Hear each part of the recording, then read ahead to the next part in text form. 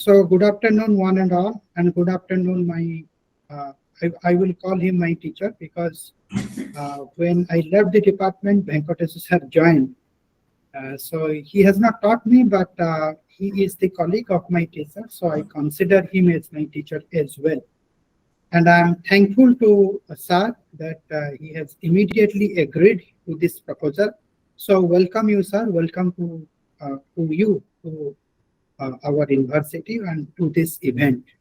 So let me request the coordinator of PG Department of Political Science and Public Administration, Dr. Rosni Kuju, to introduce the department to the speaker. Yes, madam. Thank you so much, sir. Am I audible? Yeah.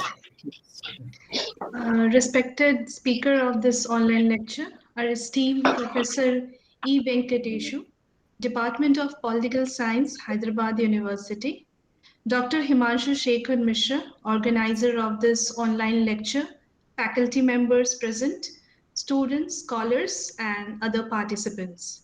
Namaste and a very warm good evening to one and all. With all respect, on behalf of PG Department of Political Science and Public Administration, Sambalpur University, I express my gracious welcome and delighted to have Professor E. Venkatesu sir here with us in this online platform to share his experiences, insight on this vibrant topic of participatory rural appraisal.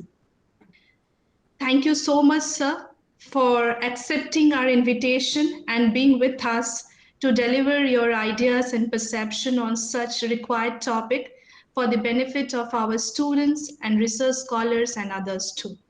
Sir, I believe we all present here will surely experience a pleasant, productive, fruitful and fulfilling academic sharing and gaining knowledge by your presence and deliverance.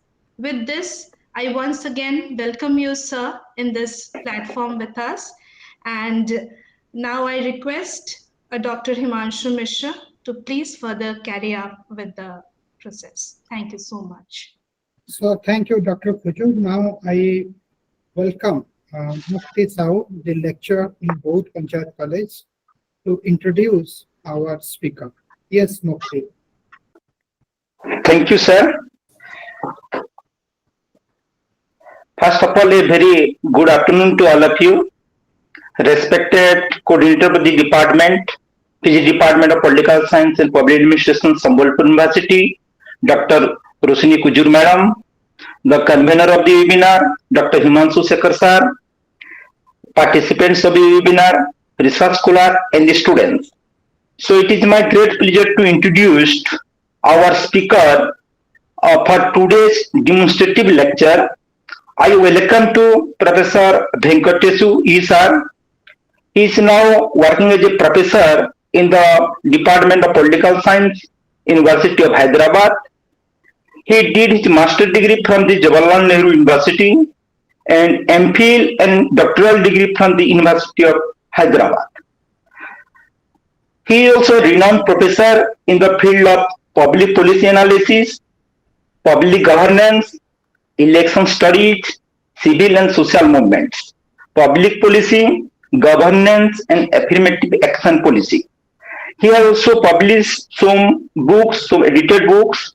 Some of them are Democratic Decentralization in India, Experiences, Issues and Challenges, which is published in the year 2016. Local Governance in India, Experience after the Constitutional Amendment, which is published in the year 2006. Panchayat and Building some Model Villages, which is published in the 2013. And Grassroots Politics in India, 2008. So, with this, I welcome you, sir, to this academic talks and ideas sharing platform. Thank you all. Yeah. So thank you, Mukti. Let me introduce the topic or theme of today's discussion. So before I move to Venkatesu sir. First of all, thanks to the authorities of Sambalpur University for their approval to this talk, and special thanks to Professor Arun Kumar Patnaik University of Hyderabad, who suggested me to invite Professor Venkatesu to deliver a talk on PRA. He has categorically said me that Professor Venkatesu has done an extensive work on this area. So the talk on PRA, that is Participatory Rural Appraisal, is a citizen-centered method of development. The process or this process empowers the locals by including them directly in the issues of identification and evaluation process, and in many cases in the final implementation and post-construction monitoring. Many development organizations face the local knowledge problem, that is, the inability to understand or identify the full scope of local needs without communicating with residents. Participatory rural appraisal allows organizers to overcome this problem by including residents, those who resides there, directly in the issue identification and the evaluation process. In North and South, this participatory rural appraisal is both an approach and methods of social science research. So certainly the today's speaker will let us understand how it is a method of data collection and how it can be an approach of data interpretation. So with this, I am welcoming Professor Venkatesu sir once again, and I request him to start the deliberation on this thing. Yes, sir, now you can continue. Yeah. Thank you, Dr. Himanshu Mishra, Professor Rosni Kuzur, Dr. Mukti Sahu, and other participants from the Department of Political Science, University of Sambalpur, and other participants.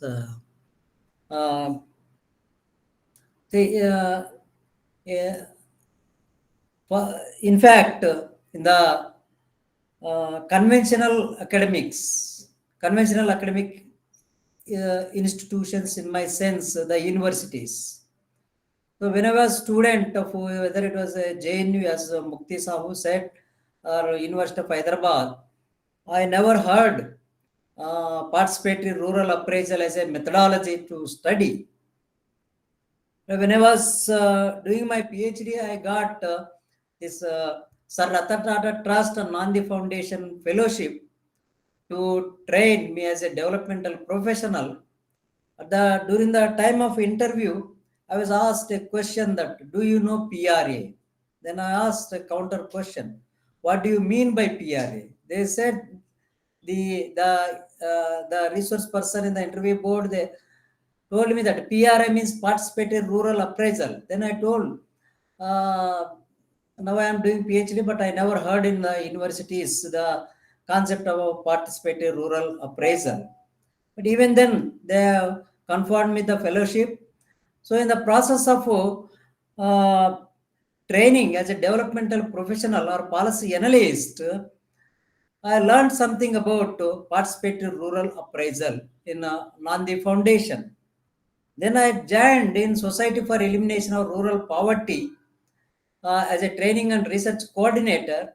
At that time, in fact, it was a deeper understanding as well as a training of the few thousands of community coordinators, as well as the district rural development officials who have been working in that project. And then when I joined National Institute of Rural Development and Panchayati Raj, the PRA was a mandatory tool in order to train the elected public representatives of the local bodies, the non-governmental organizations, the civil society organizations, the community-based organizations, the functionaries of the rural development and Panchayati Raj institutions. So, in fact, the participatory rural appraisal, we used to more practice at that time rather than teaching it as an academic discipline. Because of all this practicing, developmental professionals, they want the field-based experience, how to apply, how to learn through using of the participatory rural appraisal, rather than studying just the deriving of the knowledge on the basis of the books and articles, etc., was somewhat is a different for the developmental professionals. So therefore, we used to more of a practice. But nowadays, because now and then, but nowadays also in the universities, the participatory rural appraisal is not a much focused tool or a input for the students. Probably the discipline of anthropology must be providing of certain inputs as far as PRA is concerned. But I have been continuing while being part of Lokniti. That has been Lokniti. On the one hand, it is focusing on the quantitative structured questionnaire, and this is a participatory rural appraisal is some sort of a qualitative approach to understand the field-based data. However, there has been a limitation for the quantitative data. Since a long time, more than 1.5 decades, I have been associating with the CSDS Lokniti, and then Lokniti has been exclusively focusing on the quantitative data. But it has got a limitation. Quantitative data has got a limitation. First of all, you are taking a sample. That sample is supposed to be reflecting, and then that sample is taking into account only the perceptions, views, opinions, and then those things will be quantified. But when it comes to the question of the narration and description and developing a case study, there are certain limitations as far as quantitative data is concerned. So therefore, the PRA as one of the important tool in the qualitative methodology, you need the PRA. So you need to understand what is meant by the PRA, who have contributed the PRA, what are the disciplines which have enriched PRA, and what are the tools which have been existing in the understanding. Because it is very difficult for me to cover all the tools. Only I will give you the few of the illustrations. Because in fact, when Robert Chambers was the champion of the PRA, in fact, when he was training us, first thing is that he used to ask some simple questions. Whenever your answer is correct, then Robert Chambers used to $1. Okay, that is the one. Second thing is that for every activity, he used to develop a tool for the PRA. So in fact, he has developed almost 150 tools. He is a well-known developmental professional consultant at the World Bank, and he is a frequent resource person for the Lal Bahadur Shastri National Academy of Administration to train the probationary All India Services officials. So that was the experience. So that was the with that experience. Let me try to familiarize. I don't know to what extent within given time of about 1 hour 15 minutes. I am going to do the justice, because in fact in the field level, when we take the field developmental professionals, we used to train them at least 1 week continuously about the participatory rural appraisal tools. But now I will try to familiarize with you, and probably require a lot of effort in order to get the command over the PRA.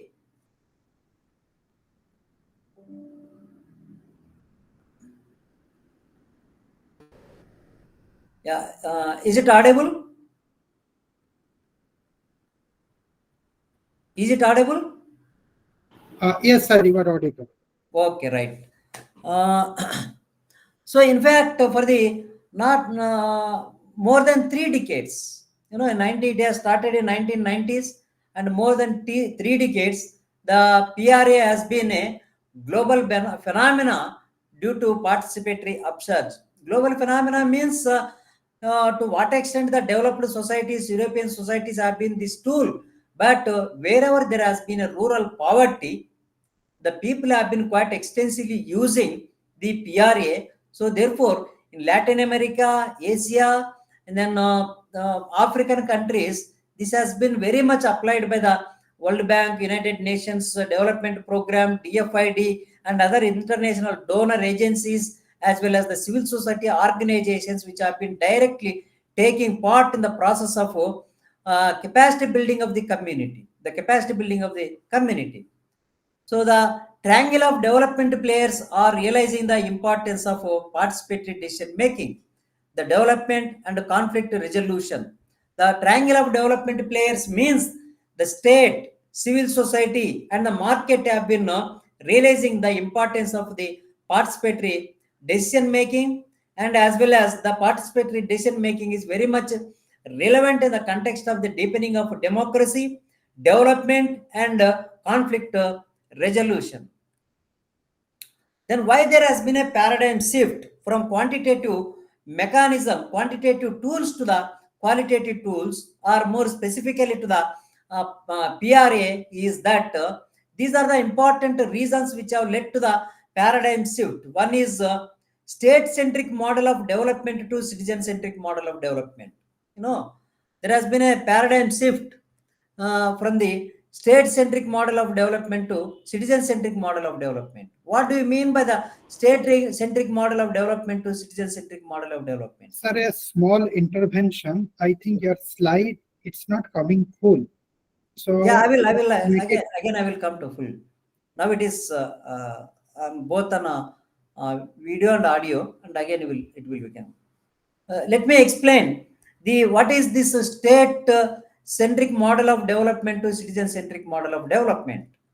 In 1950s, 60s, and almost up to 1970s, state used to say that I plan, I mobilize the resources, I monitor, I implement, I conduct the auditing, and you just citizen as a beneficiary of the developmental programs, you just cooperate with me.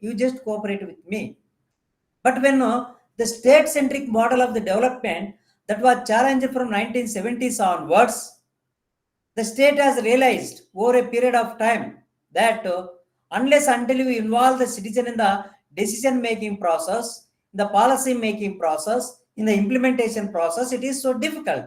So therefore, the paradigm shift in the process of the citizen-centric model of the development was that you plan, you design, you make a policy, you implement, you mobilize I mobilize the resources, I just cooperate with you. That is the state perception.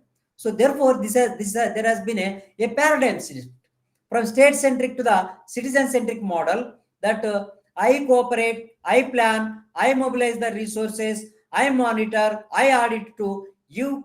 You plan, you make a policy, you implement, and you conduct the audit. I cooperate with you. So that is the one important reason for the paradigm shift.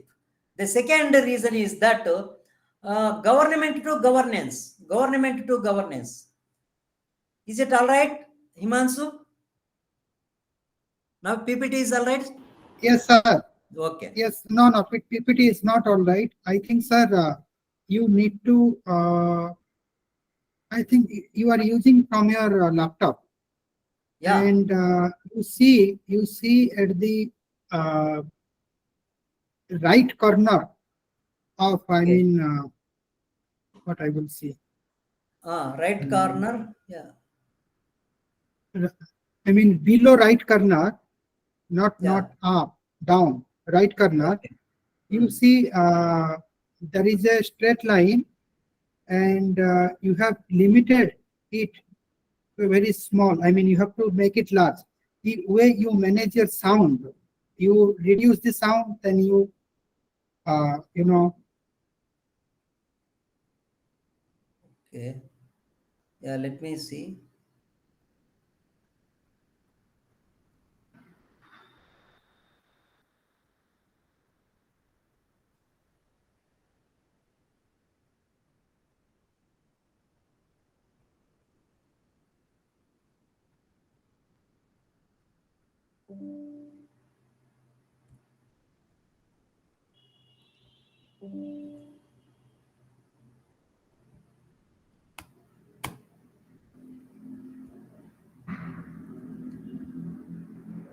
So now you just have a look at it. Now is it bigger version? And the size is not increasing.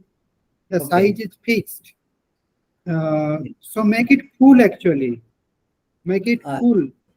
Okay. Just a minute. Okay. You make this slide show, right? So it will be automatically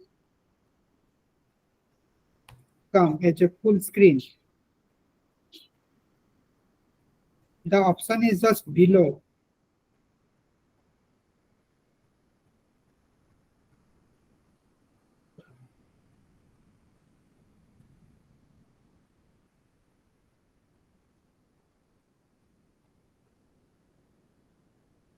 May come to the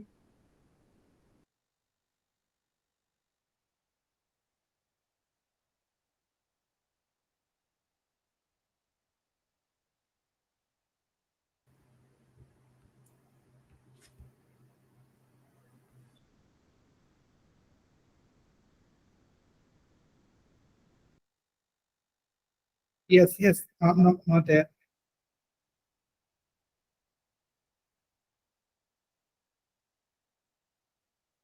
Sir, please zoom out. Zoom out, zoom out. Yes, yes.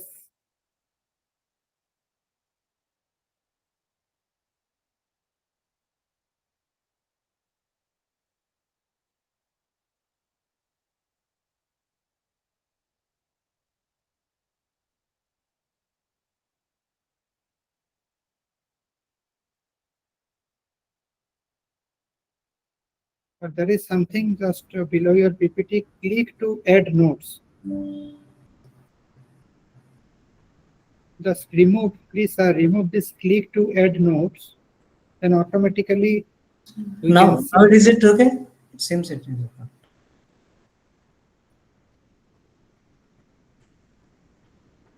There is also a presentation mode also. You can do that.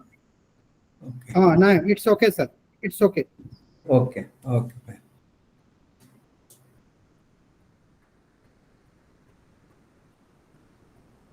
Yeah. Okay. The second important reason for the paradigm shift is that government to governance. So government means that is basically representative for the Max Weber notion of bureaucracy. Now bureaucracy to governance means it is something representative for the state, civil society, and market.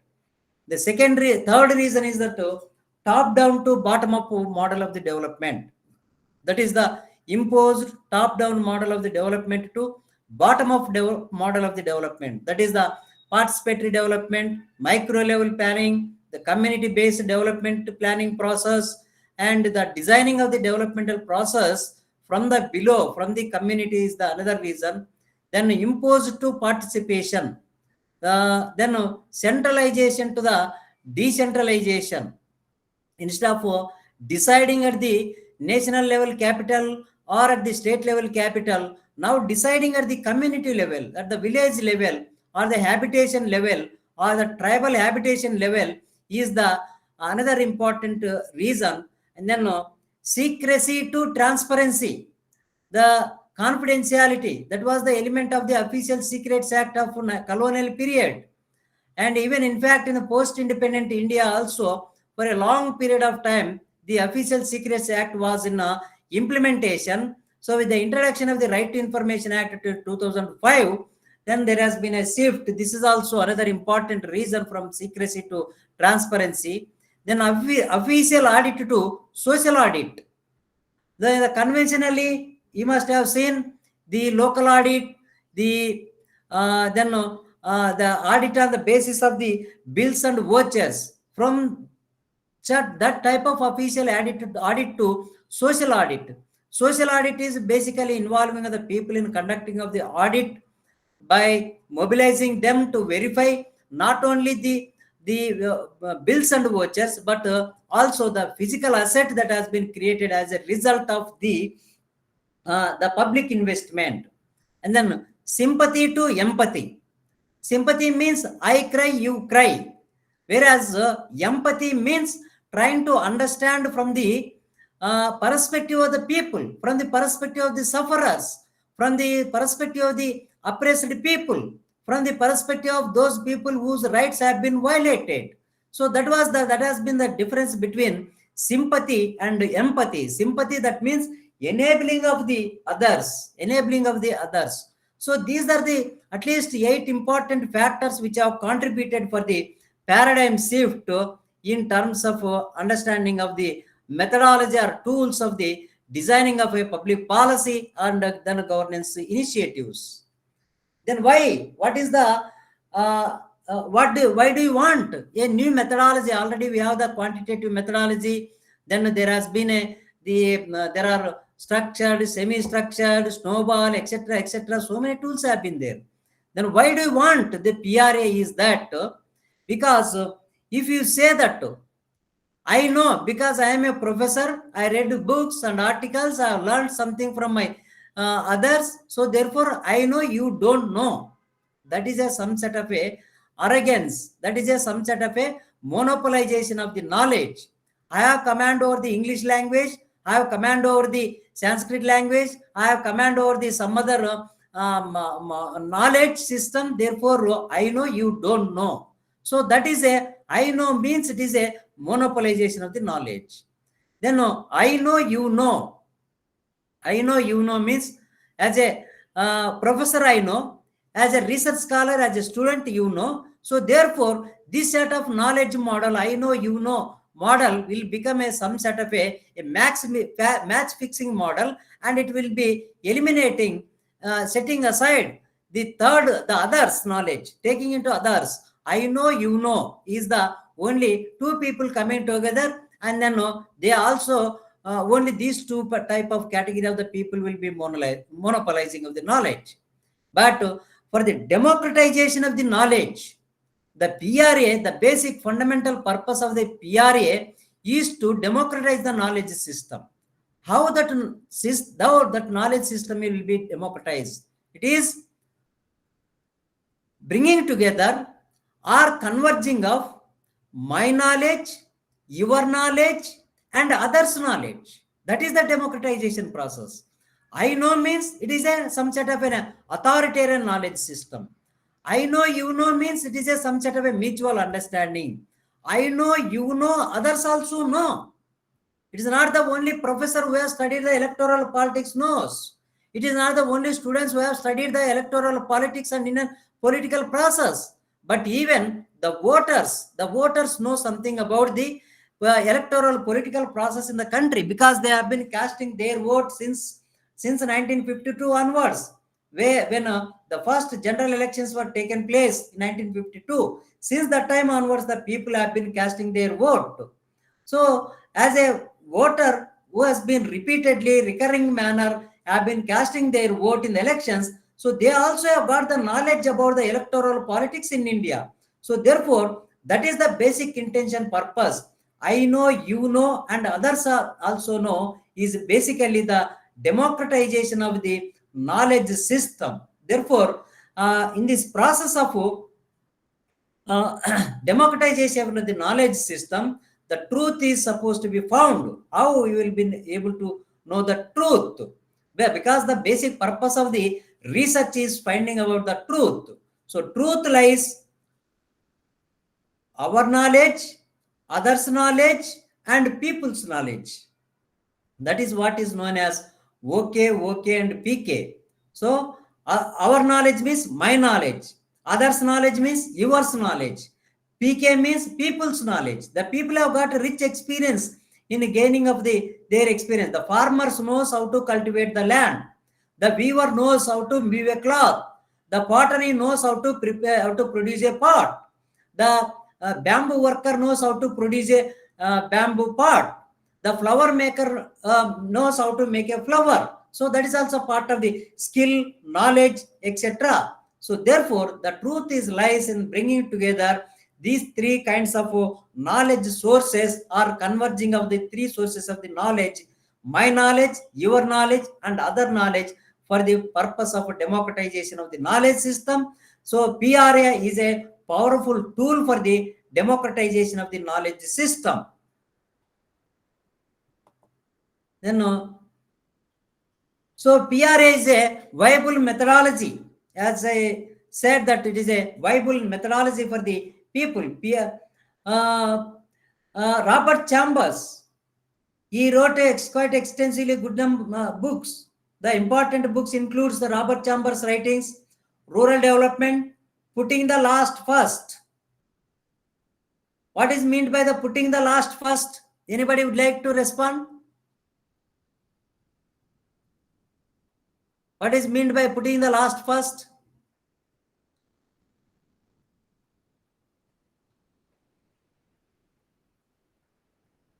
Anybody would like to say, respond? Okay. Putting the last first means in a The meeting.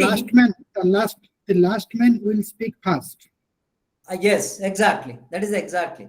The person who is sitting at the periphery, because most of the times in the decision making process, those people who are sitting in the center will only be grabbing the space of articulating themselves. The people who have been sitting at the periphery will not be having the choice of policy. That is why even in the construction and planning of the big dams and then developmental projects, certain people are being displaced. Certain people are being displaced because of their voice is not being counted into the designing of the developmental process. So that is the basic meaning of Robert Chambers idea of rural development, putting the last first.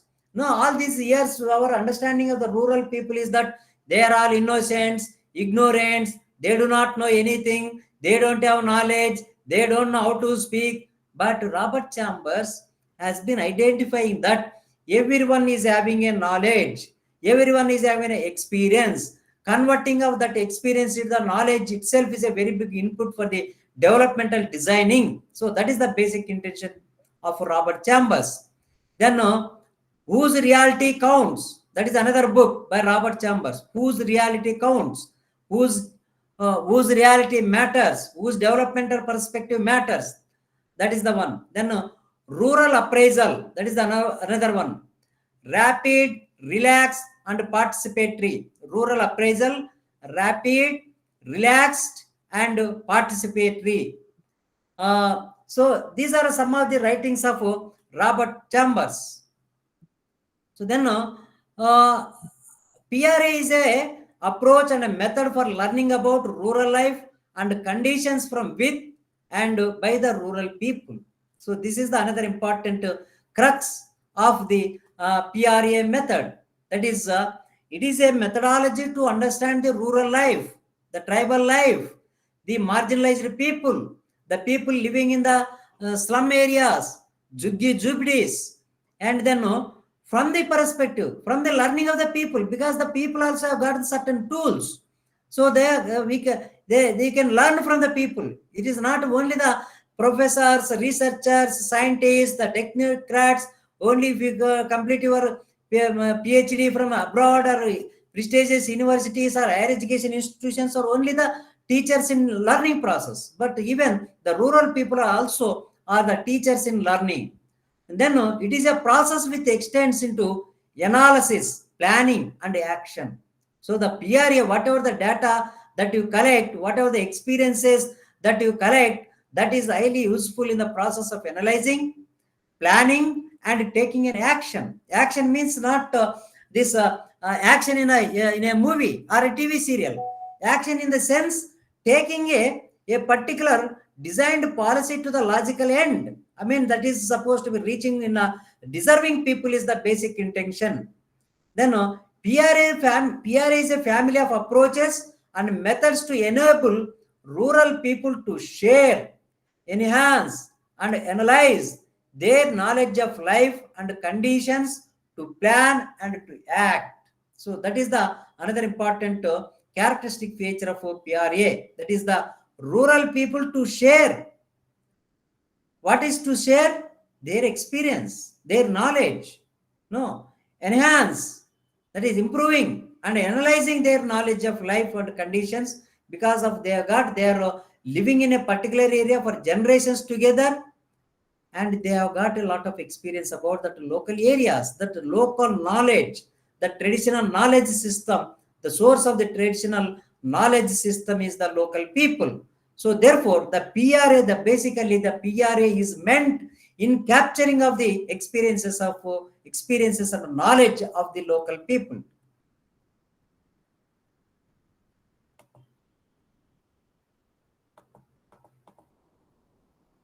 So where from this PRA has been developed?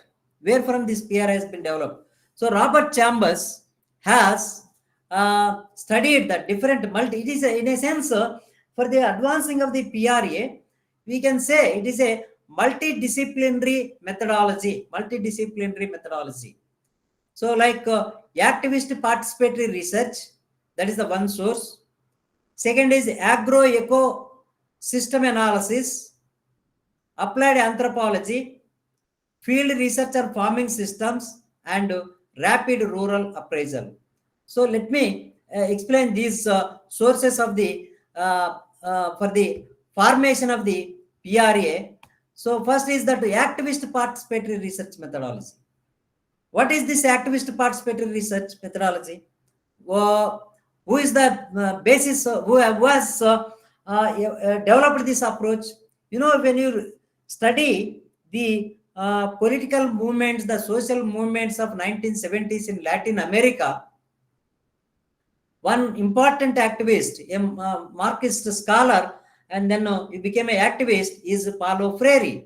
So in his famous book, Pedagogy of the Oppressed, this is a famous, though it was published, it was written 1970s, till date, it has been a valid book for those people who wanted to get inspiration and motivation in order to liberate the grassroots level people.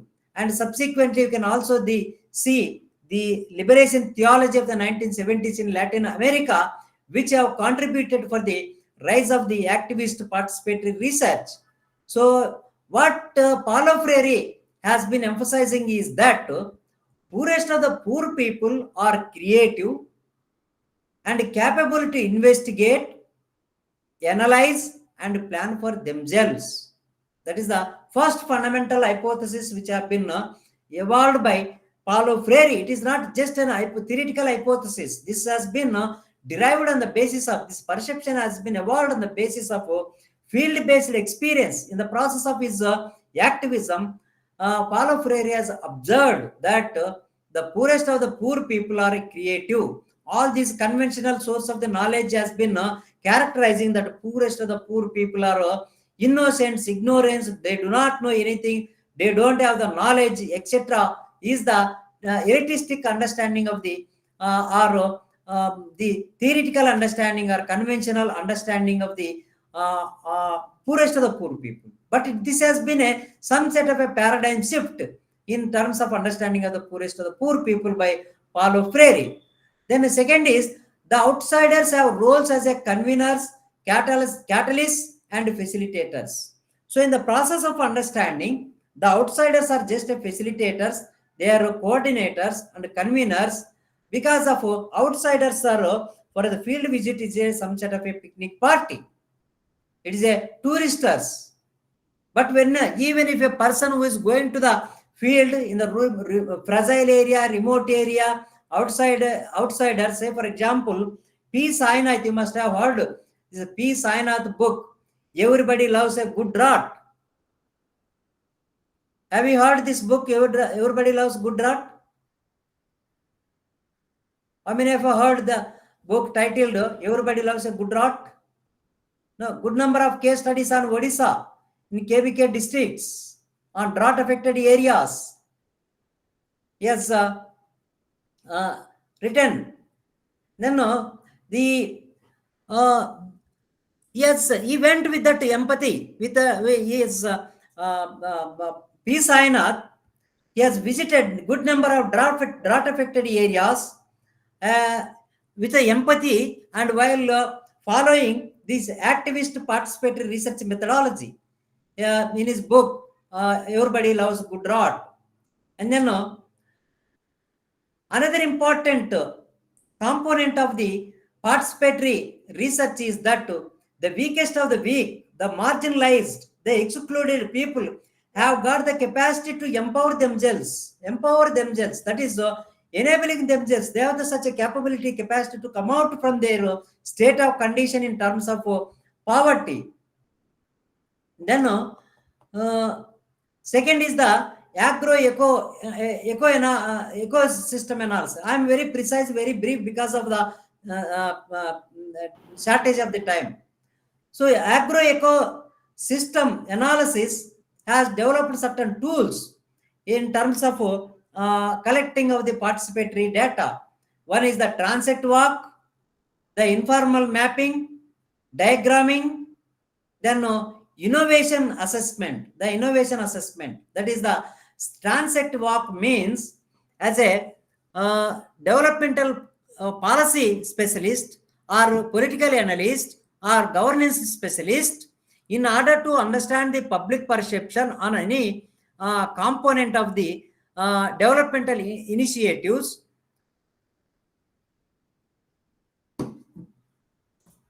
you are supposed to use this transect walk. What is the transect walk? Transect walk that will facilitate to understand an individual or a family right from the beginning of the day, in the early morning to until they go to the bed. You are keep on going along with them. You are walking with them. Say, for example, if you want to study the farmers' conditions, you have to supposed to go with them. You have to supposed to live with them wherever they go. If they are going to the farm, you have to supposed to walk with them while discussing with them. If they are going towards the sandy for a nearby time, you have to supposed to go with them, because to understand their lifestyles, life practices. So therefore, when I was asked by Sir Ratan Tata Trust Nandi Foundation to go and study the fishermen community in Boyavidi in Bhimli of Visakhapatnam on the bank of the Bay of Bengal, I used to go along with the fishermen in their small catamaran, traditional catamaran. I used to go. Almost that catamaran used to travel almost 70 kilometers in the sea to study. When they are revealing their life experiences, when they come outside, that will be something different. When you are with them even in the sea, when they are going for the catching of the fish, or tribal man going for the hunting, or for find out a source of the livelihood, you are supposed to go with them. Then only you will be able to understand their knowledge system. Otherwise, there will be some set of a deficiency. That is why the agro-ecosystem analysis has developed the transect walk. And then informal mapping. There are so many ways of informal mapping. I will come in a meanwhile. Then diagramming, seasonal calendars, flow and casual. Seasonal calendars, because of like academic calendar, the farmers, all the producers, all the service providers, they have got their own seasonal calendar. They have seasonal calendar. It is not only the new year beginning on 1st January is the new year, and then we will have to supposed to prepare a calendar. But every productive community, every service rendering community in this country have got their own calendar. As per their calendar, they will be taking up. So that informal calendar is identified one of the tool for the study of the understanding of the living conditions of the people of rural people or tribal people or the excluded people. Then innovative assessment. You say that innovation, the ordinary people, common people do not have the capacity to innovate, but they have their own tools of assessing. When I was studying some field work in Madhya Pradesh as part of management of the elementary education through the Panchayat Raj institutions, I found in one of the district in Betul or Hoshangabad, I traveled Betul, Hoshangabad, then some other district.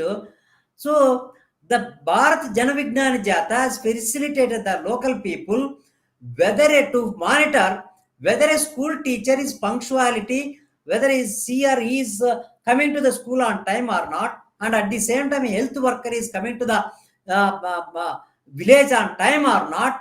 They have trained the people while using their the traditional techniques. So that is what is called as innovative assessment tools for the identification of the monitoring process of the people. So this is the second source to understand the PRA tools. The another one is applied anthropology. The applied anthropology is basically the idea of field learning as a flexible art rather than rigid science. No, learning from the field is a flexible art. It is a very informal.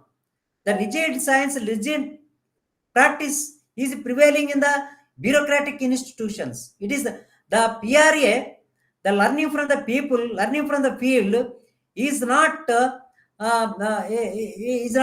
strict, rigid learning process. The informal learning means that it is a playway method involving fun, joy, enjoying, participating in their cultural practices, participating in their celebrations, festivals, and every puja, everything. That is all part of the learning from the field. Learning from the field. That is what applied anthropology has been focusing. And then the value of field residence, unhurried participation, observation, and conversations, and interacting with the people. That is field-based.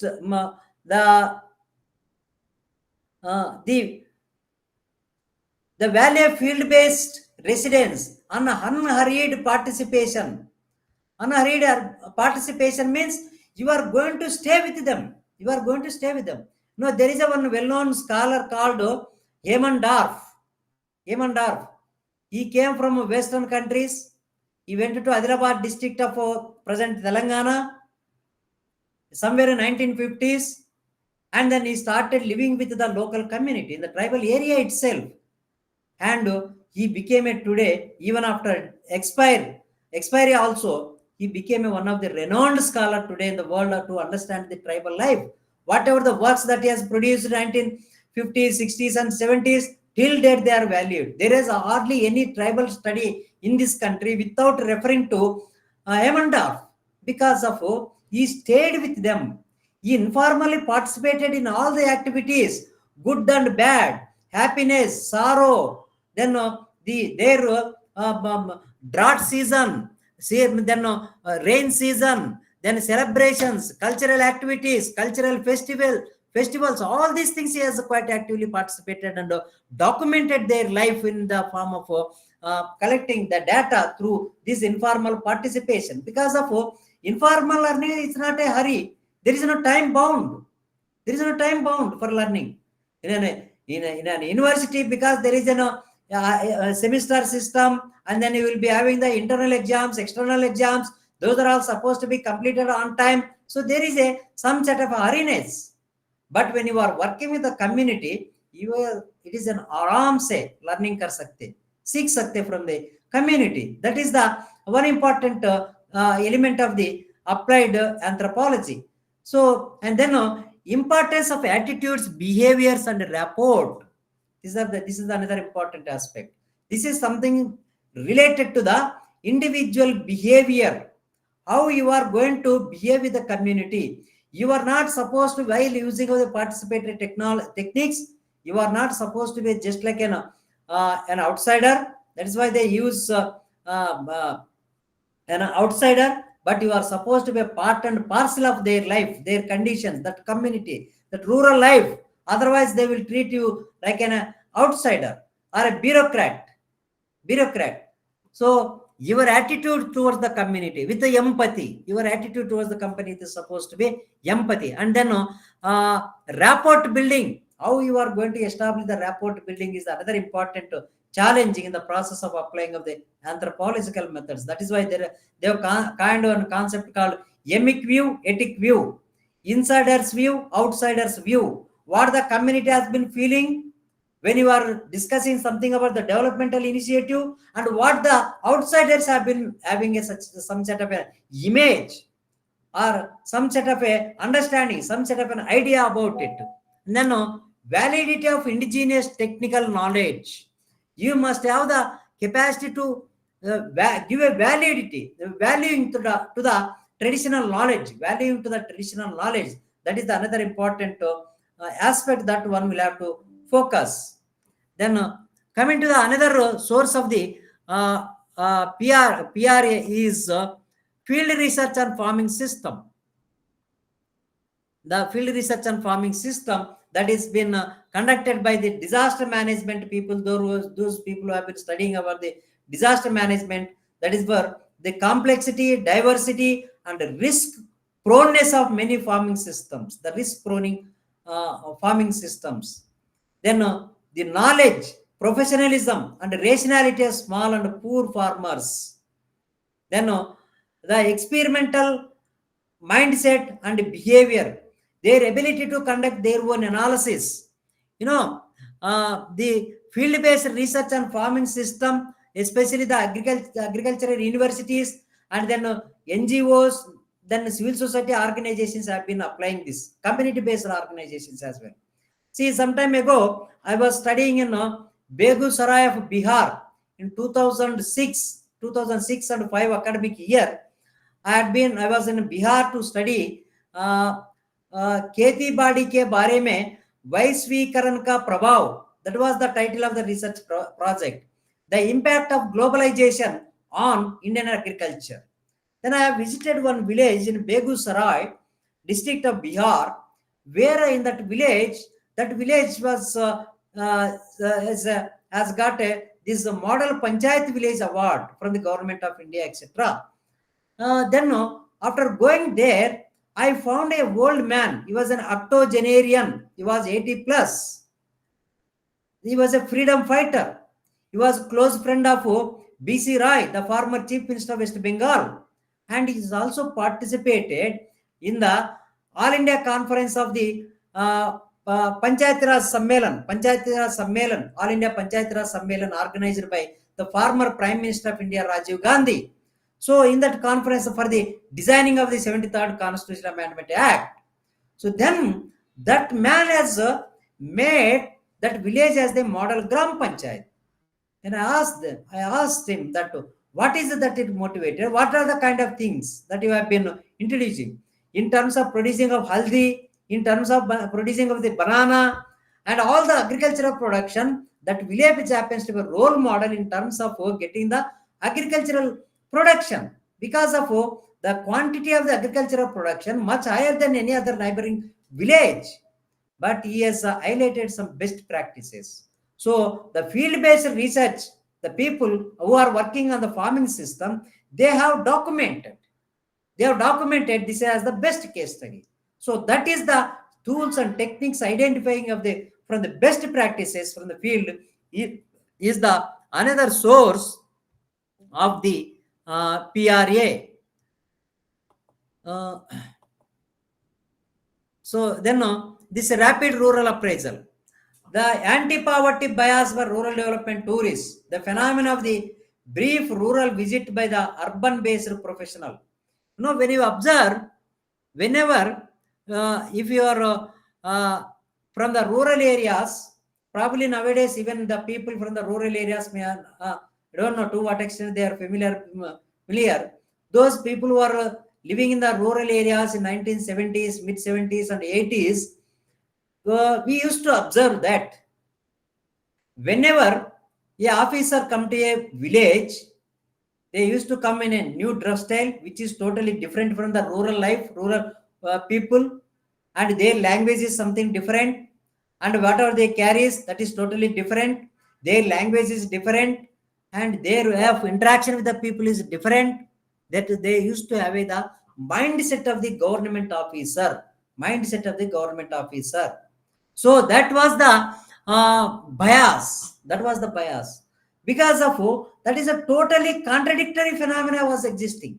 Totally contradictory. What the rural people have been perceiving of the rural poverty, what these officials have been perceiving about the rural poverty, there was a contrasting picture. What they are trying to understand. That is some set of an agency to impose the rural development programs. That was not at all favorable to the rural people.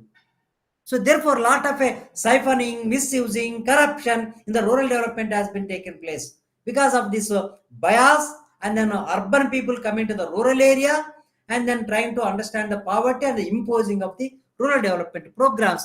That was the one important. Therefore, that has identified the rapid rural appraisal has identified that outsiders coming to from the urban areas is having some sort of anti-poverty bias. Biases were recognized as spatial, visits near cities, on roadsides, and to the centers of the villages, to the neglect of the peripheries. So the bias has been as was reflecting in various forms in the form of whether it is a data collection or implementation of the rural development program. Because of these urban people, they wanted to go back by evening to their places. They don't want to stay with the people. So therefore, what they used to visit is that nearby villages of the towns, or if they visit the villages, they used to visit only the center of the village, the dominant upper caste families, rather than going to the marginalized social groups, families, interacting with them. And that was some sort of an exclusion process was existing in the rural development process that was imposed through the urban biased professionals. That was the one area where it has been recognized. And then project based, it was not a process oriented, it was a target oriented. A project is basically a target oriented. Process oriented, that is supposed to have a mission mode approach. Whether a civil society, NGO, such type of organizations will be having a mission mode approach, or community will be having a mission mode approach. Probably must have studying in the new public management theory what is meant by the mission mode approach. I am very brief and precise. Then even the people who are visiting from the urban areas, they were meeting only the men but not the women, the elite sections of the society but not the poor. They are meeting non-users rather than the users. So that is the bias. And then going to the people in a more of a unseasonal manner, because of government officials having the timings 10:30 to 4:30 or 5 o'clock in the evening. But the thing is that for the rural people, their exact time is before 8 o'clock or after in the evening at 5:30. So that is the right time for the rural people to meet and interact. But whereas these government officials visiting for the developmental programs in a more inconvenient time they used to visit. So therefore, that was the bias that has been identified by the rapid rural appraisal. And then diplomatic. But these people, the outsiders, were used to more diplomatic rather than empathetic towards the community in terms of understanding, empathetic towards the understanding of the community, because they want in a very shrewd manner, diplomatic manner, they used to talk to the people and come back. So therefore, these are the kind of limitations which were existing in the process of the top-down approach model. So therefore, these constraints were identified by the rapid rural appraisal. So this is therefore, this is the another important source of source for understanding of the PRA.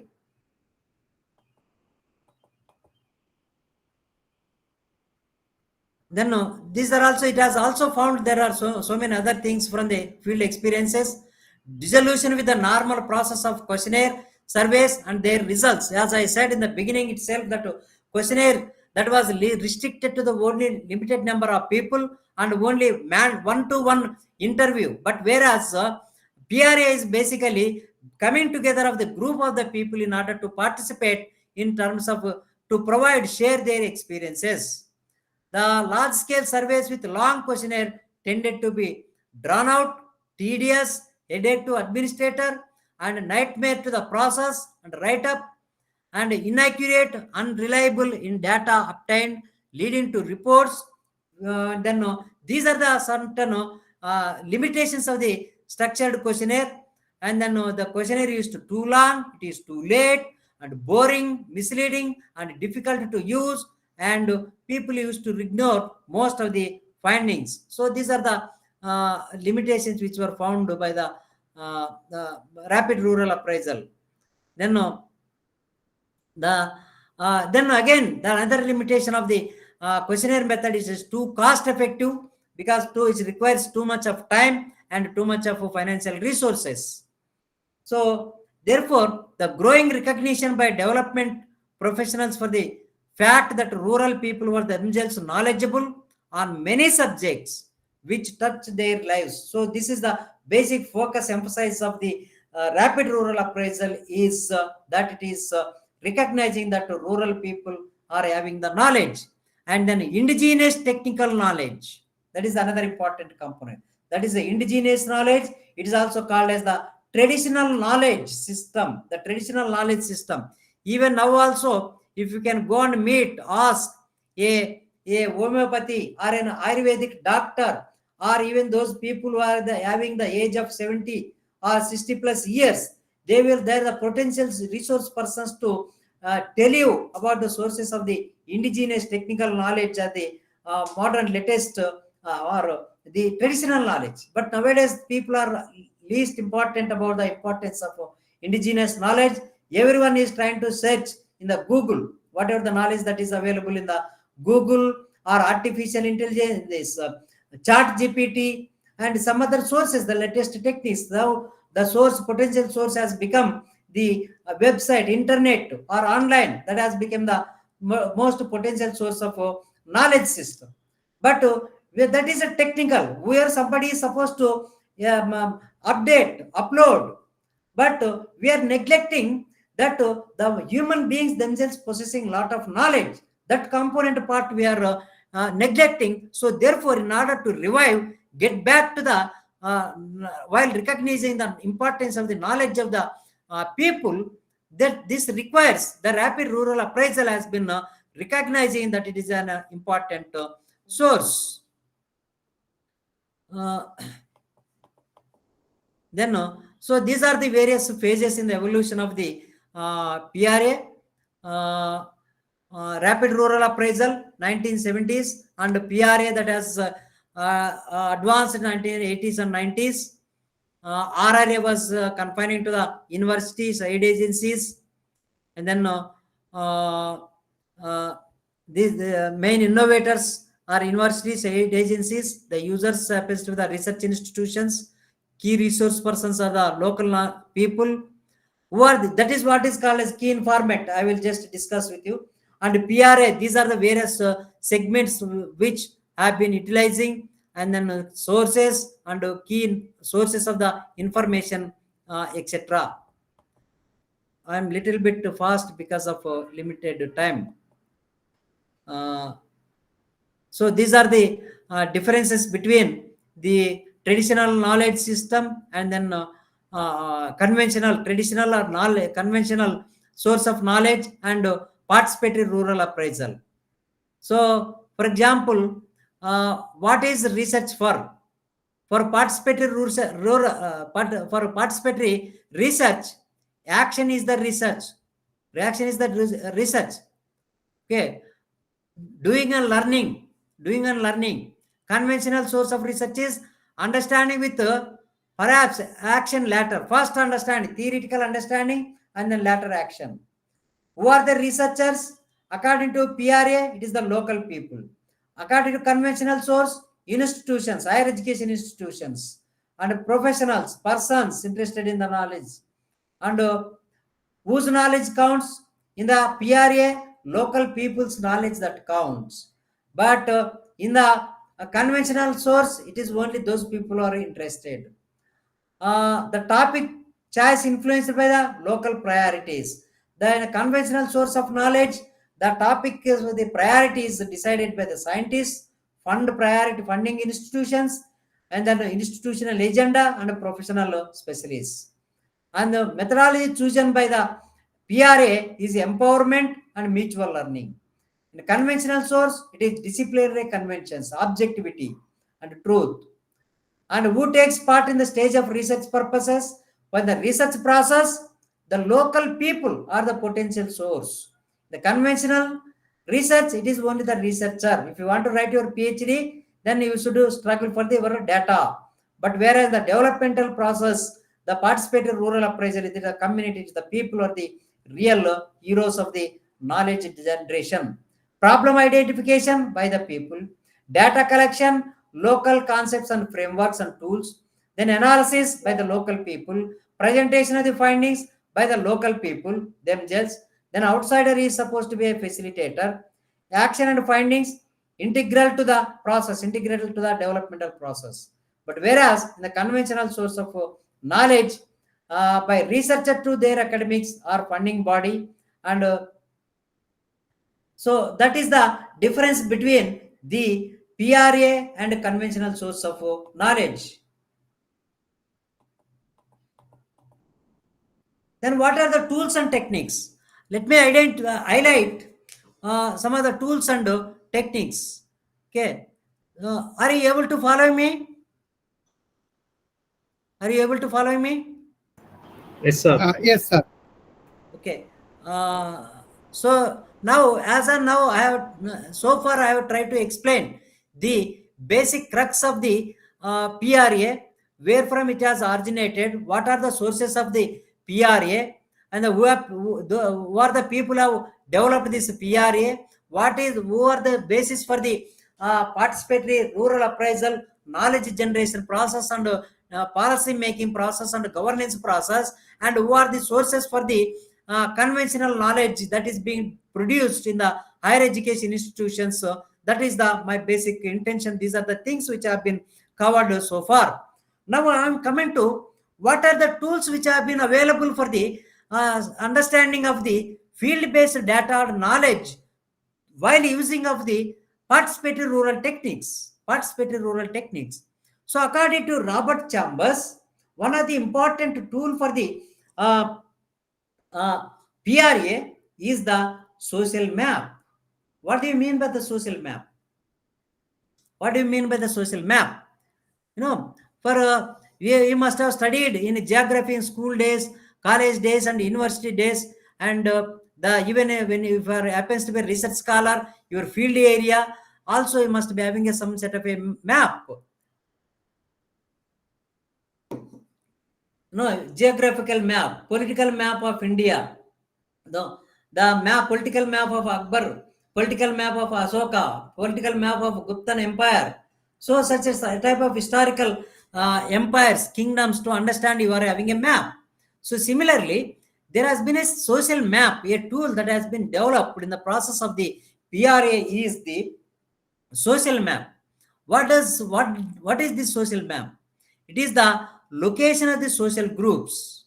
You know, while using the social map, you will be identifying of the social groups, location of the social groups. What are the different? Because when you study the habitations, the village structure, and then slums formation process, there are wide variety of the people who will be locating.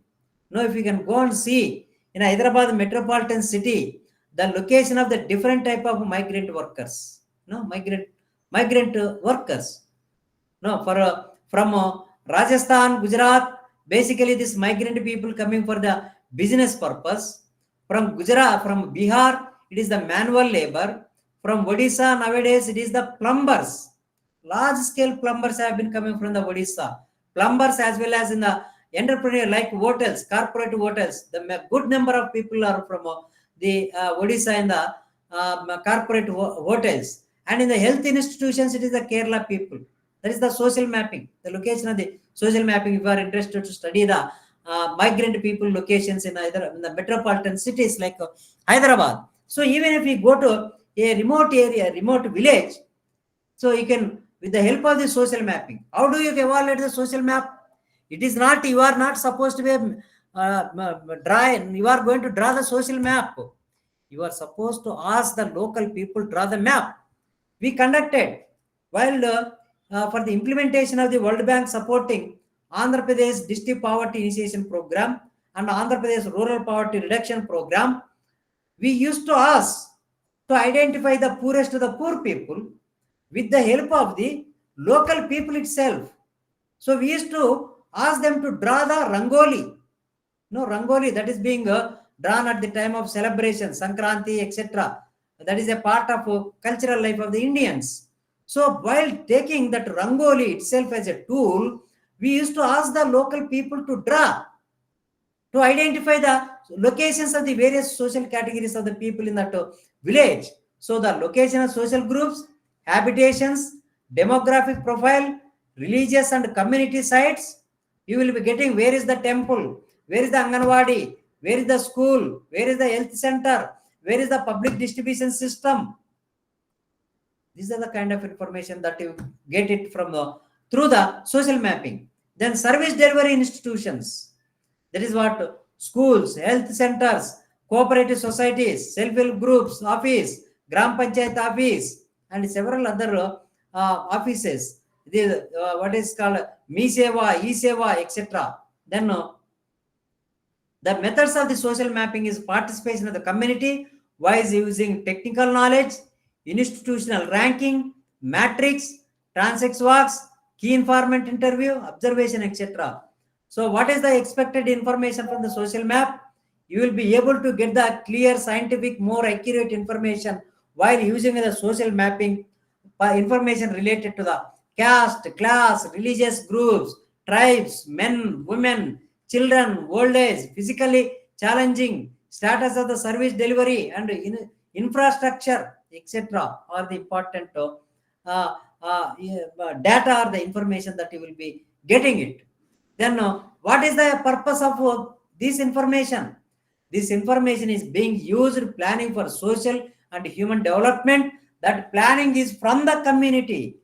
Participatory development process, micro level planning, citizen centric model of the development, community centric model of the development, rather than bottom up planning model of the development.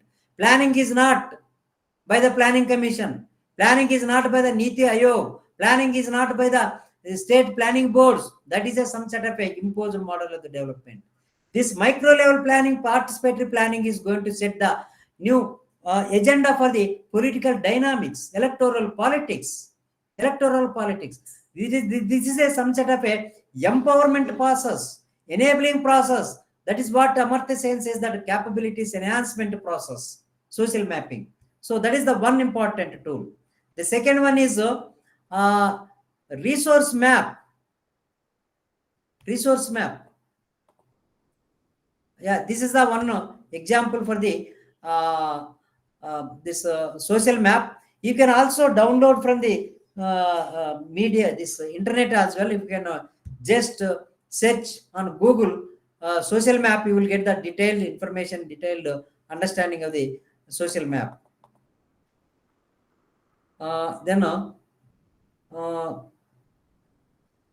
So in the process of collecting of the social data, there is another tool called key informant interviews. Who are the key informant? In the key informant interviews, that you will be meeting, interacting with the elders, those people who have got experience in that village, who have been staying quite a long time.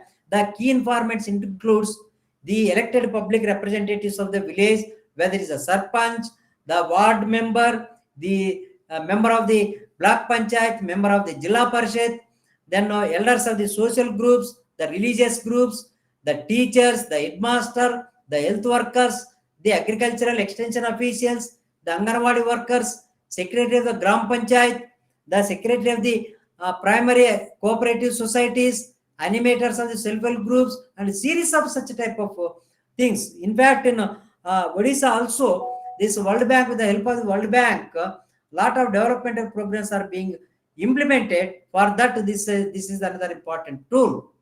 So then for the no need of not necessarily only the structured questionnaire that will be helping you, but even the tools for the key informant interview, the checklist, and then transact walking with them. Then what is the expected information for the key informant interview is profile of the social groups, profile of that village. While I was studying some on this functioning of the standing committees in the local governance institutions in Gujarat. I visited one village. That village name of that was in somewhere in 2006 and 7 academic year. I visited that village. That title of that name of that village is Shapur. That village is on the way to Porbandar. It is on the way to Porbandar, where Mahatma Gandhi was born. So after entering to that village, I found that total number of families on that village were about 127 families. Out of 127 families, except 6 families, all 121 families are in the diamonds business. In this village, everyone is a crorepati. They have got very big buildings, and they are all business people in Surat, Ahmedabad, and all international they're part of the international trade and business.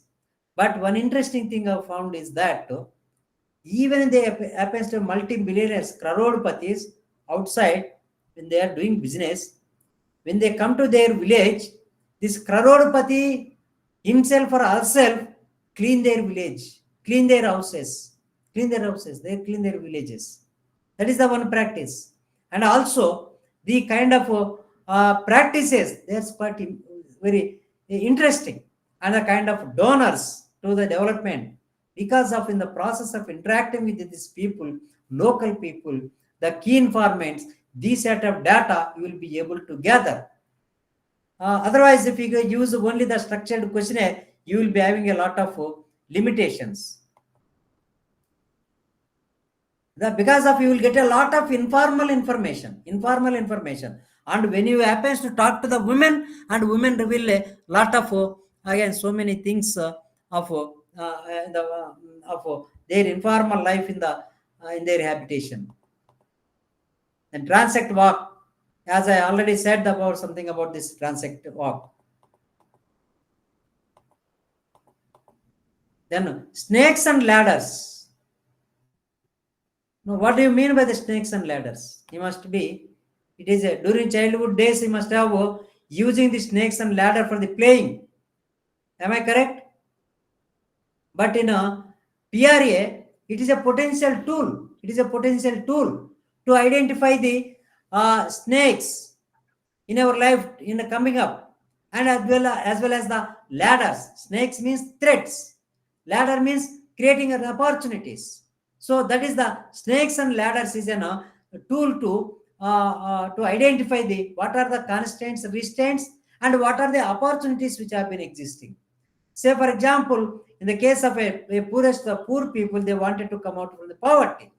In that case, while using the snakes and ladders, you can identify what are the constraints on the poorest of the poor, and at the same time, what are the opportunities that you can recognize.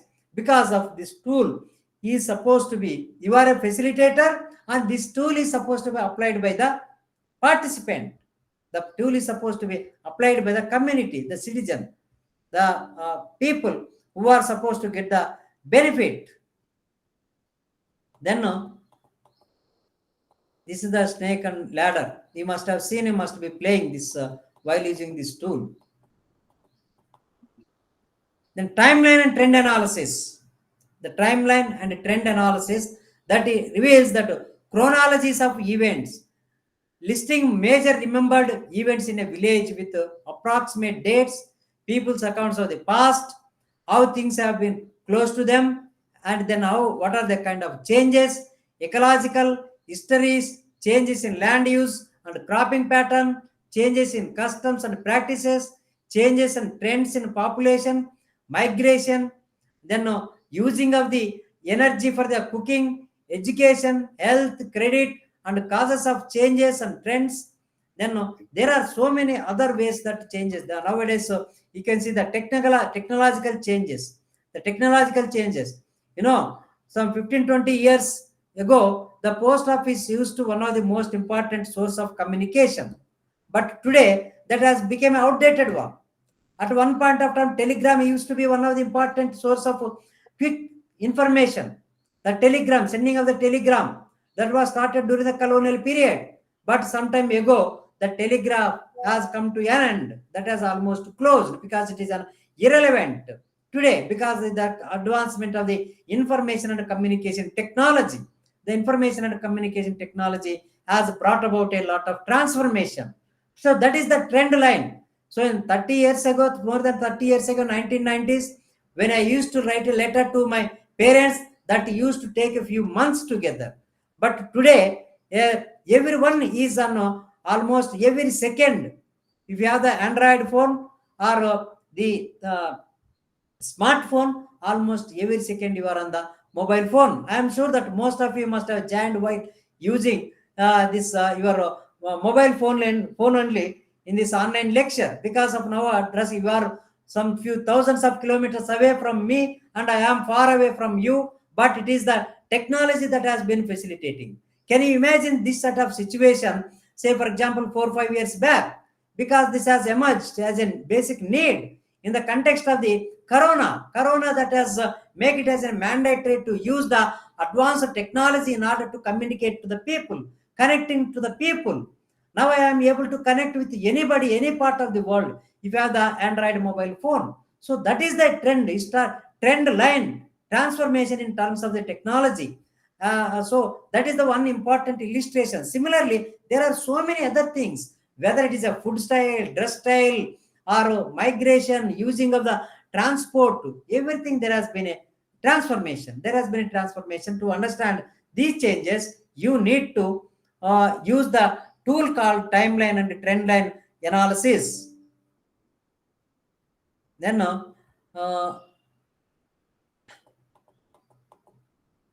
resource map. This is another one, resource map. The resource map is useful in terms of identifying of the what are the resources which a village or an habitation that is having. So whether it's in terms of land, the soil type, the irrigation system, the tanks, the forest, and then land grazing, then the industry, the micro enterprises, the occupational groups, the traditional occupations, artisans, the services which have been available. That is so therefore this resource map is an important tool to identify the, because of on the basis of resource map only you can identify the source of the livelihoods as well as the employment opportunities of the local people, the seasonality of the source of the livelihood, what percentage of people are out migrating, how many days people are getting the source of sustainable source of livelihood in a month, in a season, in a year. So these are all useful while taking into account the natural resource base, the land, the water, the flora and fauna, the forest, and other skill, etc. The skill of the people as well. What is the production that through which one can start? What is the kind of entrepreneurship or micro level entrepreneurship or industry one can start? This is the basis for the resource map. Now, even if you look at whether it is a corporate organization or it is a multinational company that is coming for the investment purpose, it is first important tool for them is the resource map. So when you look at this POSCO project in Odisha, the rich mineral resources area, tribes, forests and minerals, so that is the source, that is the resource map. So whenever a corporate agency or a multinational company that is intervening for the extraction of the natural mineral resources, they first use this resource map. They first identify what are the mineral resources that have been there. This South Korean project, that POSCO, when they are entering into the rich mineral areas of Odisha, they have used quite in a very effective manner this resource map, because for nowadays this capitalist class, crony capitalist, corporate capitalist, multinational capitalism, these set of maps are very important. For them, social map is very important. For them, resource map is very important. For them, key informant interview is very important. For them, identification of the social constraints, opportunities very important, because they have also got another important aspect called corporate sector social responsibility as well. So they use quite effective manner. Therefore, if we can look at for an employment job opportunities under the corporate sector social responsibility, you need knowledge about the PRA. You need knowledge about these tools of social map, resource map, transect walk, all these things.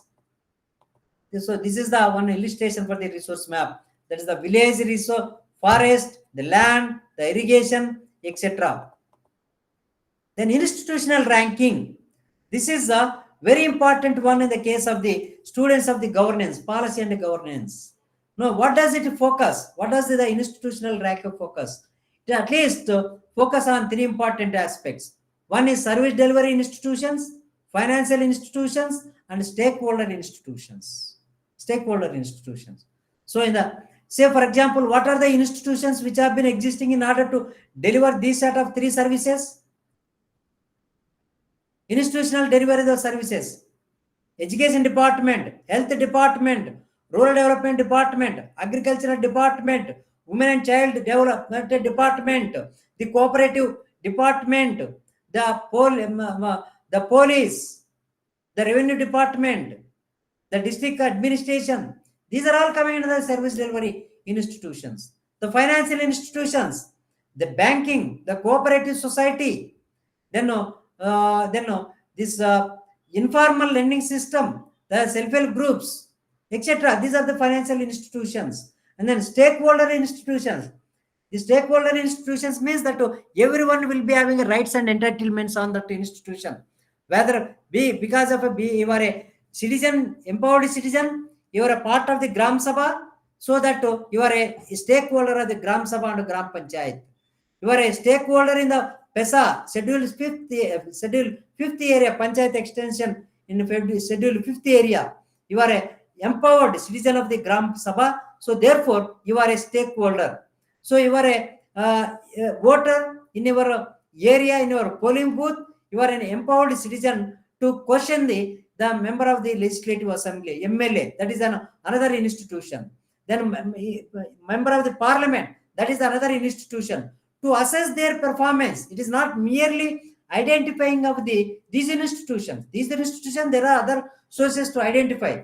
But I want to measure, assess, evaluate their performance with the participation of the community. It is not the ranking of a student on the basis of the evaluation of your script, but community is also giving them the ranking, marking, progress card for all these institutions. Progress card of the MLA, progress card of the MP, progress card of the district collector, progress card of the revenue officer, progress card of the health officer, progress card of the education department, progress card of the agricultural department. For all these things, to assess their performance, whether they are effective in terms of delivering of the services or failure story of each of these department. For that, the institutional ranking is a potential instrument in order to measure with the participation of the community. You are as a facilitator.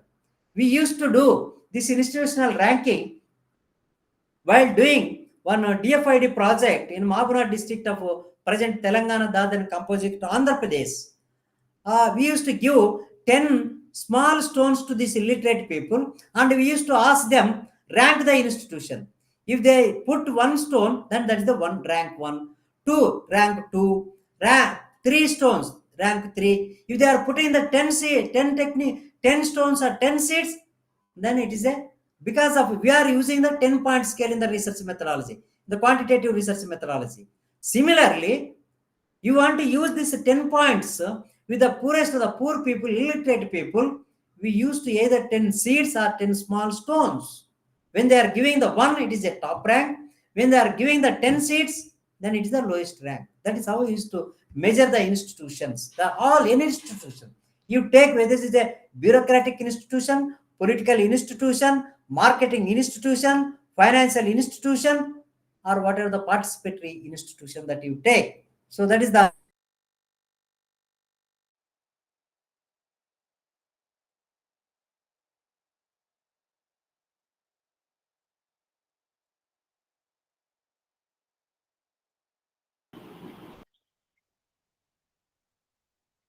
I think there is some problem. So let me contact our speaker. Okay, here's John. Yeah, there is some disturbance. Now it is okay, no? Am I all right? Yes, sir. Okay. This is the one tool. And then seasonal calendar. I already told you. I spoke something about the seasonal calendar. Every social group, every production community, every service delivering institution, they have got their own calendar. Whether it's academic institution, technical institution, scientific institution. If we look at Sir, we are not able to see your PPT. Oh, I see. Okay. Just let me.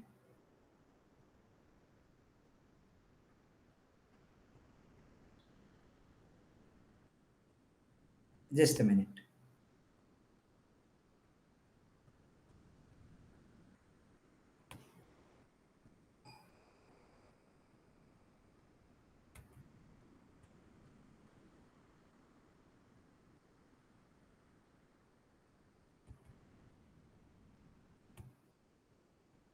Is it fine? Are you able to see? Yes, sir. Okay, right. So the seasonal calendar, if we look at Indian Space Research Organization, they have got their own seasonal calendar. Indian Institute of Science, they have got their own seasonal calendar. Then Indian Institute of Technology or Management. Not only these formally designed institutions, even the informal social groups also, they have got their own seasonal calendar that needs to be studied to understand from the community perspective, understanding of the life of the people from the community perspective. When you are involved in a social development or human development project or study, that will be facilitating for the social and human development. Then trade in and trade out. What is it that you are sending out? What is it that coming from outside? So nowadays it is so in the olden days the people used to uh, produce the milk, agricultural production at the village level itself. But today, even the water, the milk, and everything is coming from outside. So that you have to identify what is it that you are sending out from the local habitation, and what is it that entering into that local habitation. No, cool drink is also from the multinational companies that has been entering into the local areas. So that is the tool that will help to understand the trade in and trade out.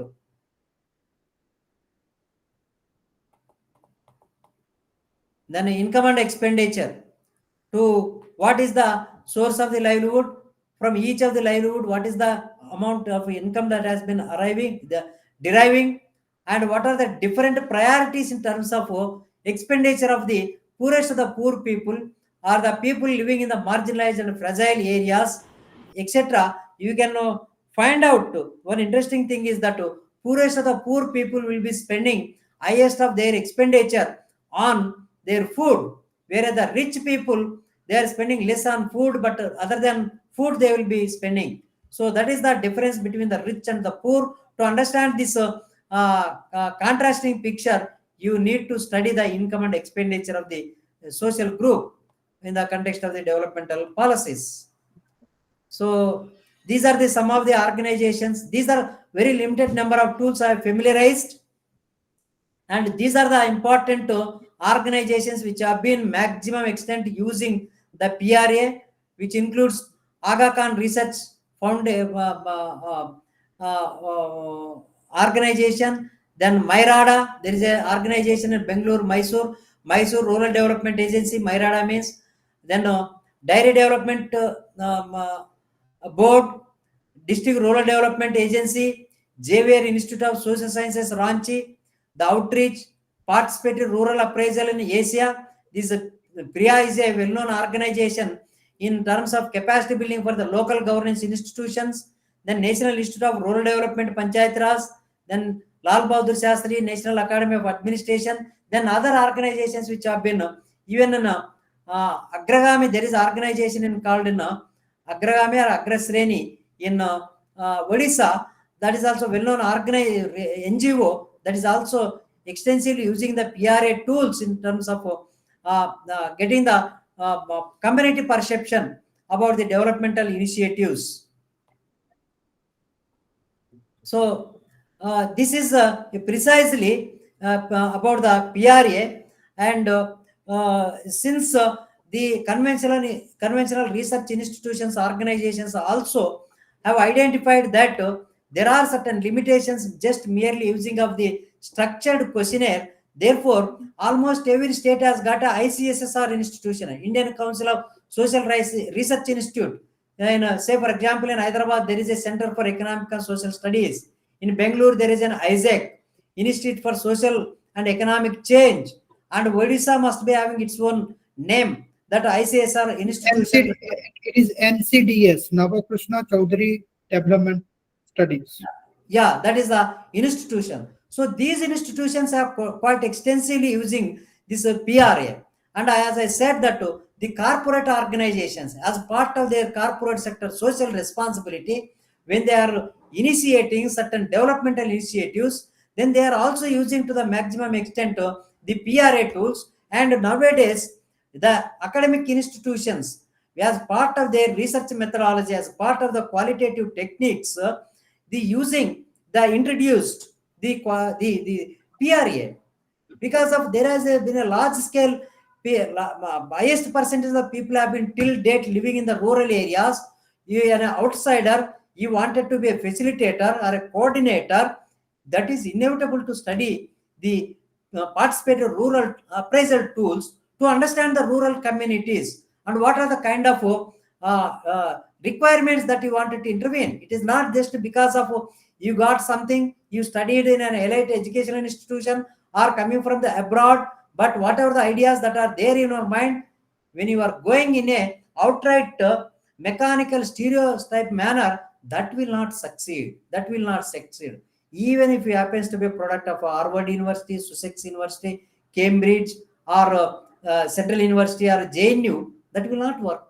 Because first of all, you are supposed to understand the situation, context of the local people, for which the PRA is the potential instrument or tool or research technique that will facilitate a lot in order to enrich your competencies as a student, as a researcher. I stop here. If you have any queries, let me know, and then we'll discuss further. Otherwise, we will conclude here. Okay. So thank you, sir. Thank you so much. We are grateful that engaged with us near about more than 1.5 hours. I am teaching research methodology, and in that course, PRA is one content, and it is good that in this event or in this web talk, I learned it as a student, and I hope that my students have also understood that PRA is a concept that every researcher, scholar, student must understand the significance of this concept. And PRA is a research methodology. PRA is a methods of data collection, and PRA is an approach of researcher when he or she does data interpretation. So friends, PRA, participatory rural appraisal, is required more as a practice than as a theory or knowledge. I'm not denying that PRA is not a knowledge. PRA is a knowledge, but if you practice PRA, then you can create new knowledge, more authentic knowledge. And this PRA helps the researcher to get authentic data. It leads to the democratization of knowledge. It is both an approach and method, as I said just now. As an approach, it requires a democratic attitude of a researcher towards the others, especially those who are the adversaries of the researcher. Researcher must have a positive attitude to his or her adversary. The researcher should not limit himself or herself, should not limit to his or her supervisor, should not limit to his or her participants. A researcher, being a researcher, should always see from the opposite side, opposite angle.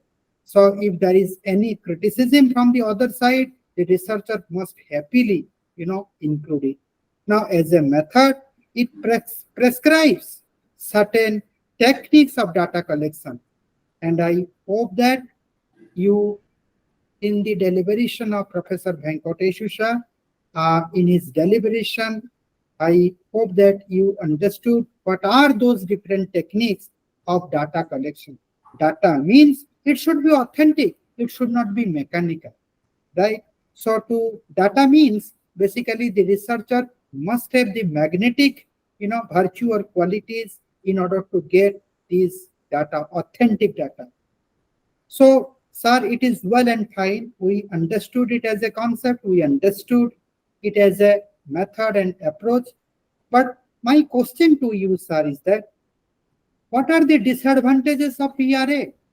And second question is that what is the better approach to deal with urban population? I urge you to bring some light to this question. Then I will go back to my students. If they have any question, they will ask you. Yes, sir. One major disadvantage is that you can't look at it as a data for the quantitative data for the analysis. Okay, it is basically for the description narration. Say for example, during the disaster, by adopting a quantitative technique, you will collect how many people were died, how many people have suffered, then how much food was distributed, how many milk packets were given, and then how much property was destroyed. This can be quantified. But the kind of sorrow, the pain that the people have experienced, that is possible only through the interacting with directly with the people, affected people. So when you look at it from the top down, you will get only data from the official data, but you will not come across the what sort of mental torture that the people, stress, strain, then shocking that they have undergone, or that is a disaster is the one illustration that I have been given, or even for that matter, when there are always suddenly there is a road accident, then you can give one in the newspaper, so and so was died, so and so vehicle was damaged, this many people injured, this many people were died. But when you go on the level of the shocking, the level of the stress undergone these people, that is very challenging. So therefore, it is not for the quantification. It is basically for the description and narration is the one thing. And people have been finding that whether this narration description alone is going to sufficient explanation for the understanding of the people, but this is going to fill the gap in the quantitative data. This is here it is not building some sort of a dichotomy or contrasting picture or conflict between contestation between quantitative and qualitative data or PRA. PRA is going to in adding, it is in a cumulative manner, it is supplementing the existing quantitative data.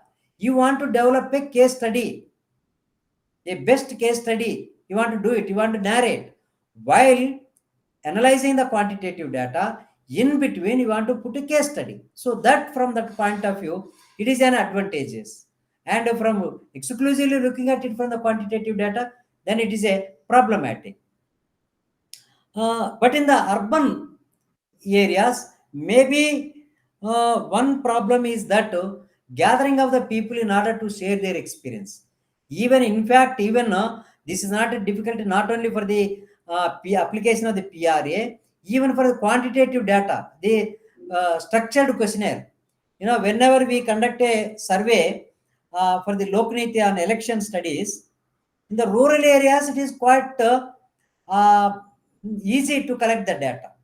In the urban areas, it is very difficult, because the urban areas, it is a floating population. They are keep on changing, unless until if it happens to be permanent. Even job holder also, they are keep on transferring from one area to another area. A lot of mobility has been there in the urban areas, that therefore you can't find, if you in from one polling booth, if you identified at least 50 respondents, finding 25 people out of 50 itself is a very difficult in the urban areas. But in the rural areas, it is easy, because everyone knows by name, by face, who is who, what is what. So that is the easiest process even in the quantitative data. So similarly, when you are applying in the case of the Juggi Jupidi in the slum areas, at least you will be getting the current status of these people. That is may not be possible in the elite ilakas. Elite areas, it is not possible, because the first thing is that elite people never entertain even the field investigator to go to interview them as part of the election studies. They are suspecting the outsiders, suspecting that he or she might be this field investigator, may be a terrorist, an anti-social element, he or she must be an income tax raider, or some other government officer coming to raid my house. That is the kind of apprehensions they are having. But when you use this informal talks while going for in a tea shop, on the road there will be a tea shop, you can go and start chit-chatting with the people in order to get informal chatting. That no need of describing, noting, but when you come back to your home, you can note it. No, because of whether it is the slum area and even elite elakas, here and there in the roads you can find out. Or if you want any information in the elite areas, it is only the security people. Security guards are the most potential source. Key informant in the posh areas of the metropolitan cities, the key informants are the security guards, but of course they are also to keep on transferring. Second is the gas supplier. The people who are supplying the gas to house. In the past, we used to postman. Now the postman is becoming outdated, but this gas suppliers, gas agencies, and then this gas supplier is having the full-fledged data of the geographical location of the different houses when you are going for the any type of, whether it's a quantitative or qualitative data collection process. So that will help. That is the that is how we can creative manner, in an innovative manner. If you have the knowledge about this PRA, maybe may not be participatory urban appraisal,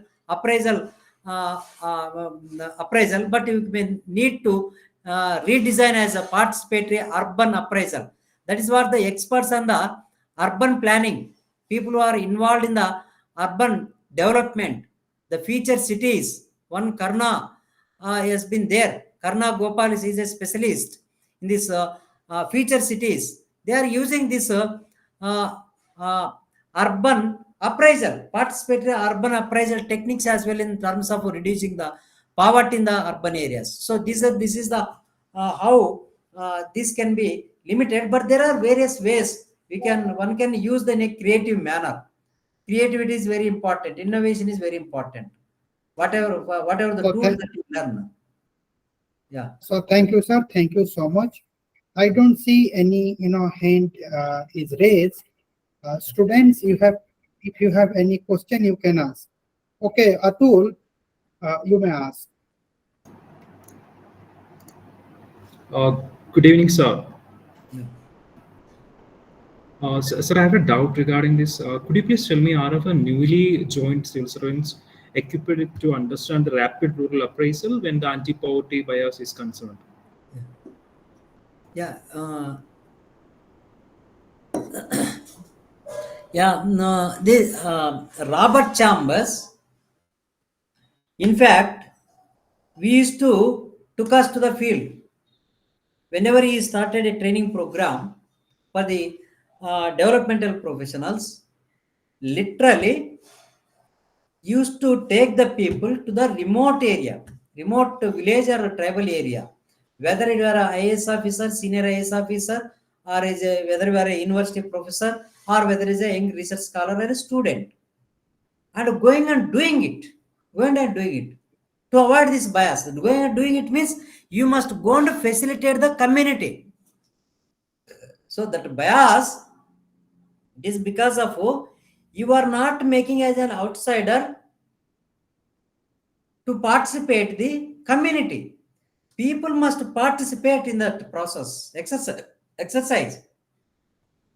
When you are taking a opinion of the people, it is not merely the elite, only 2 or people interacting with them, but you should call for a group of people in a locality, in a habitation, whether it is a 20, 30, 40 people, then I must be a facilitator to get the data. You must keep on asking, facilitating them to they themselves identify the problems, to they themselves to trace out the constraints in their developmental exercise. Otherwise, the outsider will not be having such a powerful experience, because this outsider will be having a different experience. Say, for example, a university professor going to a remote village, just asking 2 or 3 people, getting the gist of that knowledge is not sufficient enough to generalization. Generalization. For a particular event, you need the views of the different people. So some people may not be able to articulate. Therefore, you have the three ways of knowledge. One is by reading. Second is by listening. Third is by doing. That is exposure visit. These are the source of knowledge. Reading, someone will be able to understand reading. Someone is able to understand by listening. Someone is able to understand by doing it. So Robert Chamber was the one who has been strongly believing in doing it, facilitating to the people. That will only avoid the bias. Otherwise somewhere at some it will be keep on reflecting at various stages. It can't be at avoided full-fledged. Do you have the capacity to go to the remote areas? Do you have the capacity to go and stay with the people? Poorest the poor houses. This B.N. Nigandar was a former IAS officer. He was father of Satya Nadenla, the present CEO of the Microsoft company. That man used to, when Robert Chamber facilitated this PRA exercise, this senior IAS officer who worked even a director of the Lal Bahadur Shastri National Academy of Administration, he was also a member of the Indian Planning Commission. He used to go and stay in the village with the poorest of the poor communities in their small hut. He used to go and stay. That is why I referred in my earlier this P. Sainath. P. Sainath used to go and stay with the tribal areas, in the remote tribal areas of KVK districts, Kalahandi, other districts, to interact with the tribal people. That is the sense of what is known as facilitating for the learning from the people. That is the crux. That is the essence of Robert Chamber idea, understanding of the PRA. So thank you so much. Thanks a lot, sir. Now, Aparna, I request you to give vote of thanks to our speaker.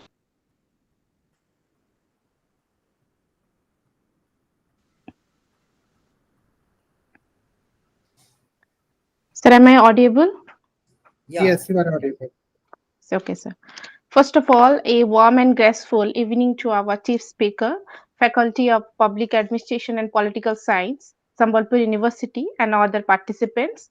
It's my privilege to propose a vote of thanks and acknowledge the contribution of everyone involved into this occasion. I, Aparna Pareda, personally and on behalf of Department of Political Science and Public Administration, Sambalpur University, would like to thank everyone involved and given contribution to today's occasion, starting with our honorable speaker, Sir Venkatesu E. I would like to thank you for your graceful time and spending your precious time for us and enlightening us on this very important and important topic. And I personally would like to thank for particularly how you made us understand about PRA, which is such a difficult topic within such a short period of time. And also, I would like to thank our organizer, Dr. H.S. Mishra and Madam Roshni for presiding over the occasion. Lastly, I would like to thank our participants for their patience and heartful listening. And I'm concluding my vote of thanks again by thanking our chief speaker, faculty member of Department of Political Science and Public Administration, Sambalpur University, and all the participants. Thank you. So thank you, Aparna. Thank you, all the participants, and especially thanks to Venkatesu sir. So this is the end of this event.